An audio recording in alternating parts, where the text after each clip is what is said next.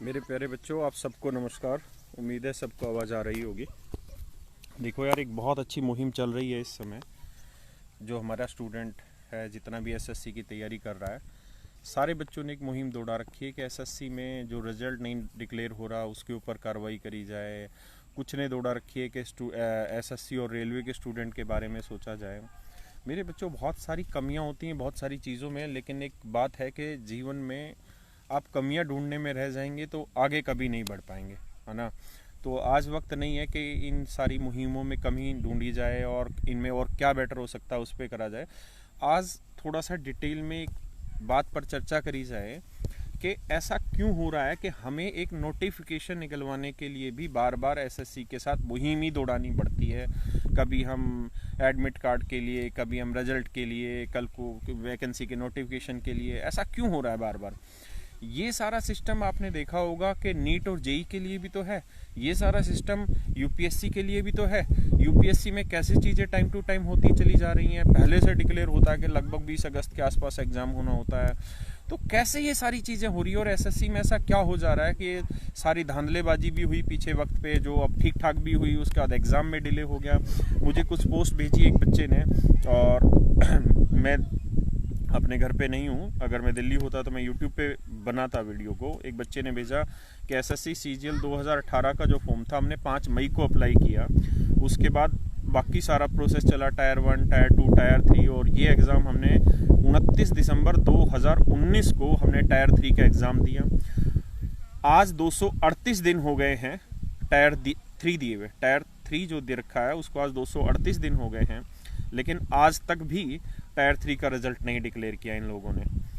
आप एक बात सोचिए कि जो बच्चे अकाउंट से पढ़े होंगे कि गवर्नमेंट की अगर आप कोई भी ऑब्लिगेशन करते हो, अगर मान लीजिए आपने कोई टैक्स पे नहीं किया है, गवर्नमेंट आपको पता है कितना % टैक्स लेती? 24% टैक्स लेती साल का। यानी आपने अगर 100 रुपये गवर्नमेंट के खाते से चुराए हुए हैं तो आपको 24 रुपये एक्स्ट्रा देने पड़ेंगे हर साल। वो तो देना ही पड़ेगा साथ में अलग से। तो भाई, मेरा एक सवाल ये भी था कि रेलवे एनटीपीसी के लिए जो 2019 चुनाव से पहले बच्चों को काटा गया, और उसमें मेरे को सुनने में आया है, जैसे बाकी टीचर्स ने बोला और बच्चों ने जो रिपोर्टें भेजी है, कि करीबन 2-2.5 करोड़ बच्चों ने अपीयर हुए हैं उसके अंदर, और उसमें 400-500 जो भी फीस रही होगी वो फीस भी बच्चों ने पे की। तो आज उन बातों को तो बहुत टाइम हो गया। अब सरकार अगर उसमें 400 भी लौटा देगी तो क्या मतलब बना? तुम तो ले लो 24% टैक्स, बच्चे को तुम पैसा काट के भी लौटा दो, मतलब तुम्हारे लिए तो सही धंधा होने लग गया। दूसरी चीज़ ये कि हमने पैसा इसलिए थोड़ी दिया था रेलवे एनटीपीसी के लिए कि हमें वापसी मिलेगा कल को, या इस उम्मीद से थोड़ी दिया था कि पैसा हमें वापसी चाहिए। हमें नहीं चाहिए था पैसा वापसी।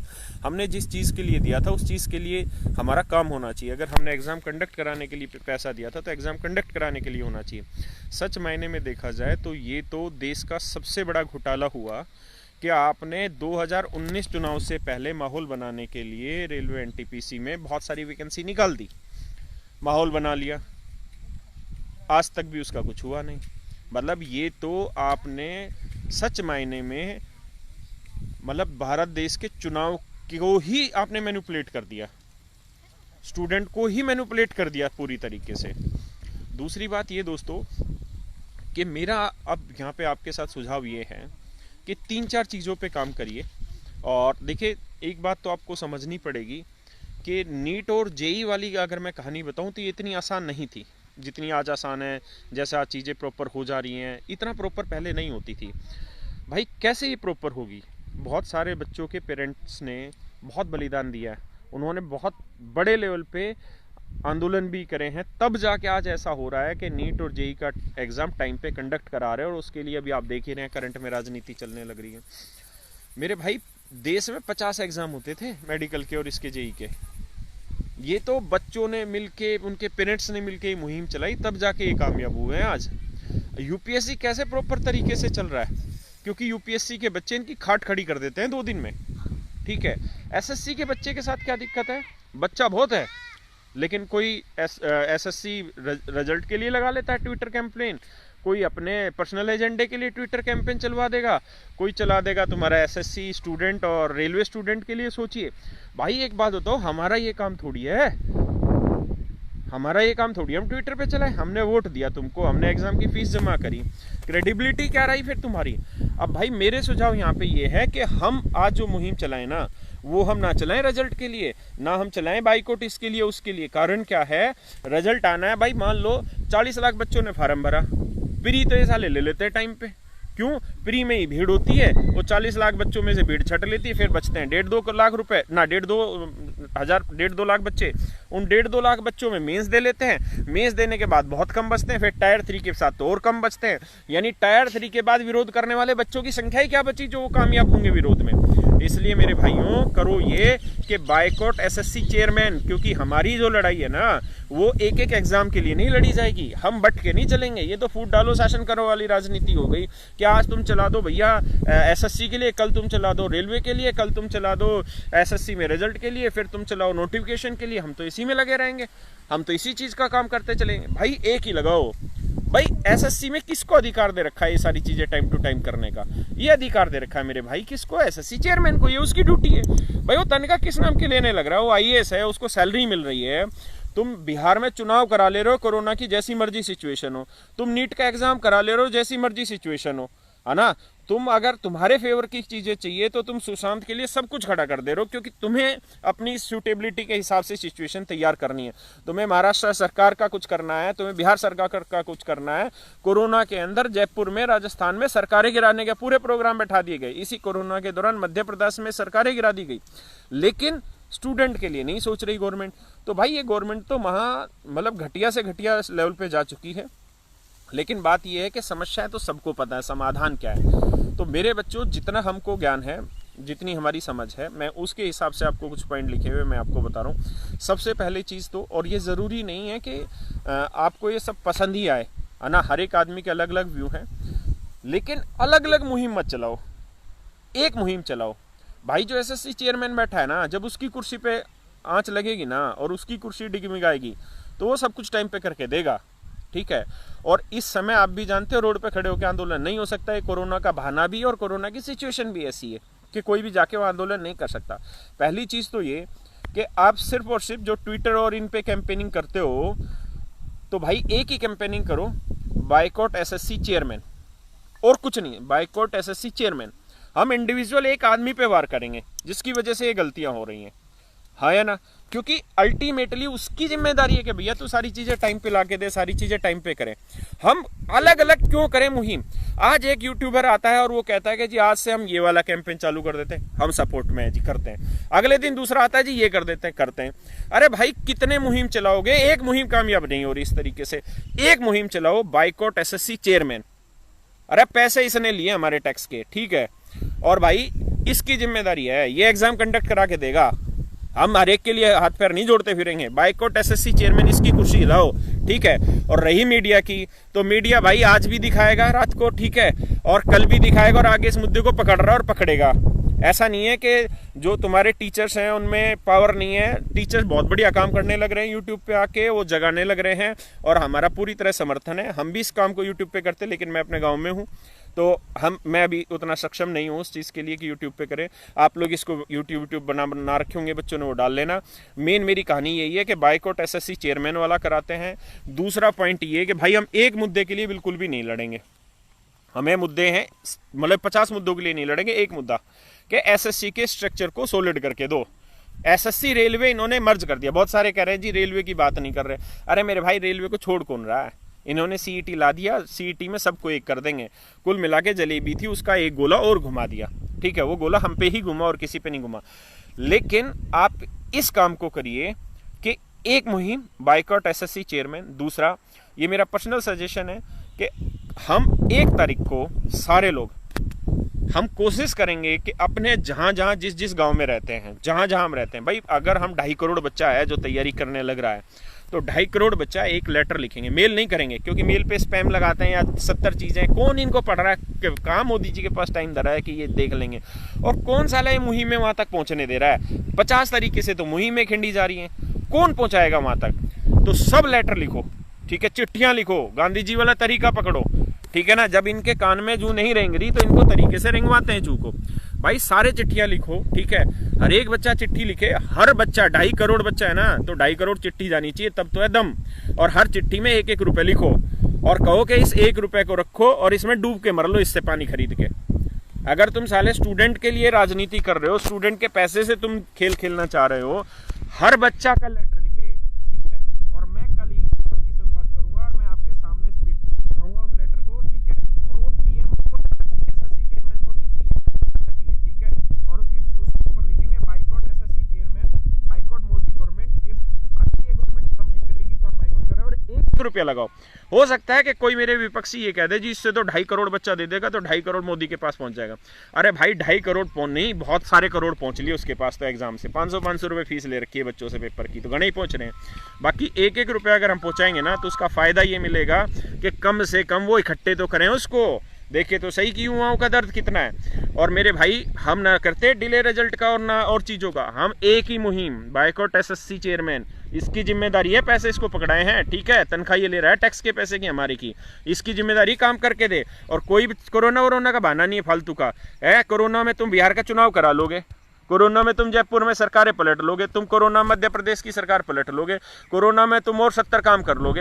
यही काम तुमसे नहीं होगा बस कोरोना में, और बाकी सारे काम हो लेंगे। हैं, कोरोना से 1 महीने पहले तुम नमस्ते ट्रम्प चला लेते हो, पर इन युवाओं की कौन सोचे? इसलिए नहीं सोच रहे ना क्योंकि युवा बिखरा हुआ है, रोज अलग अलग मुहिम चलाता है, अलग अलग एजेंडे चलते हैं। भाई एक काम करो आज, बाइकआउट एसएससी चेयरमैन। दूसरी चीज, हर बच्चा लेटर लिखेगा, हर एक बच्चा जिसको दर्द है, ठीक है, जो तैयारी करने लग रहा है, हर बच्चा लेटर लिखेगा। हम इतने दे चुके सरकार को, 1-2 रुपए 10 रुपए और सही हमारे खर्चा, लेकिन हर बच्चा लेटर लिखो। और इतने लेटर पहुंचा दो ना पीएमओ में कि बाढ़ आ जाए वहां पे, इनको पता चल जाए कि बेरोजगार किस तरह से होने लग रहे हैं। और पता है तुम्हें क्या दिक्कत है?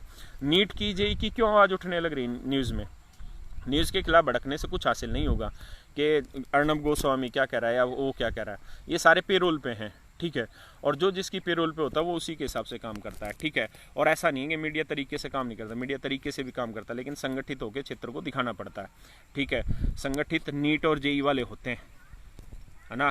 तुम संगठित हो, किसी को पता ही नहीं है एसएससी कोई एग्जाम है। क्यों? क्योंकि हम बिखरी हुई मुहिम में चलाते हैं। तो एक मुहिम चलाओ, आगे बढ़ो मेरे भाई। अच्छी मुहिम चलने लग रही है, सारे टीचर्स बहुत बढ़िया काम करने लग रहे हैं। अब मैं एक रिक्वेस्ट सारे टीचर से भी करूंगा कि सारे टीचर और सारे स्टूडेंट, सारे टीचर का मतलब जितने भी कॉम्पिटिटिव एग्जाम्स की कम्युनिटी के टीचर्स हैं, सारे टीचर और थोड़े से स्टूडेंट, 50 से एक स्टूडेंट हो जाएं, 5 से एक टीचर हो जाएं। और भाई 2-3 महीने लगना पड़ेगा इनके पीछे कस के, ठीक है। रोज इनके दफ्तरों में चक्कर काटने पड़ेंगे। लेकिन अब ये कोरोना चल रहा है तो कोई दिक्कत नहीं, कुछ टीचर इकट्ठे होंगे और इनको एक ज्ञापन दे के आएंगे, कम से कम फॉर्मेलिटी लगे इनको, लेकिन इनको ये तो रहे एफर्ट हो। बस टीचर के साथ एक ही दिक्कत है कि अगर टीचर जाता है ना इनके पास, तो ये तो इनके दिमाग में एक ही चीज़ आती है जो हमारी एक सीनियर फैकल्टी ने कही भी थी कि इनको ये लगता है कि यार ये तो अपनी दुकान चमकाने आ रहे हैं। इनको ये लगता है दुकान चमकाने आ रहे हैं, जबकि इनको पता ही नहीं है ये चीज़ का कि भाई इस रिजल्ट से और इनसे इनकी दुकान नहीं चमकने वाली, है ना। बच्चे को तैयारी करनी है। इस देश में हर बच्चा पढ़ना चाहता है, अगर तुम सही माहौल दोगे पढ़ेगा, ठीक है। और कितने लोग बेरोजगार होने लग रहे हैं इन चीज़ों से, और बहुत सारी ऐसी चीज़ें जो सच में बोल भी नहीं सकता आप लोगों को। लेकिन आप सबको एक बात करनी पड़ेगी भाई, क्या? बाइकआउट एसएससी चेयरमैन करना पड़ेगा, हर एक बच्चे को लेटर लिखना पड़ेगा, मोदी सरकार को, पीएमओ को लेटर भेजना है ताकि इनके कान खड़े हो और इनको पता चल जाए कि बच्चा बहुत सारा है, ठीक है मेरी बात। दूसरी चीज़ ये भाई मेरे कि गवर्नमेंट की बहुत सारी पॉलिसी हैं जो हमारे अगेंस्ट चलने लग रही हैं, और ये बीजेपी गवर्नमेंट है। आप अगर ये सोच रहे हैं ना बहुत तानाशाही से इसके सामने काम कर लिया जाएगा, तो इसके सामने तानाशाही से काम नहीं चलेगा। अब तो एक कोरोना का बहाना है, दूसरा जब से ये आई है, जब से आप खुद देख लीजिए कितने आंदोलन पैदा हुए और कितने आंदोलन कब खत्म हो गए पता भी नहीं चला। दिल्ली में कब अन्ना हजारे आंदोलन करने बैठा था और कब उठ गया पता ही नहीं चला। तो मेरे भाई ऐसा है, ये डिजिटली बहुत ज़्यादा समझाते हैं, इनको डिजिटली समझाते हैं, ठीक है। और कुछ गांधीवादी तरीका अपनाओ लेटर वाला। दूसरी चीज़ ये है कि हमको अब धीरे धीरे जैसे ही ये सिचुएशन नॉर्मल होती है, क्योंकि जब तक भूख है तभी तक ना कमाया जाए, थोड़ा आगे के लिए भी कमाया जाए, हमें इसके स्ट्रक्चर को सॉलिड कराना पड़ेगा।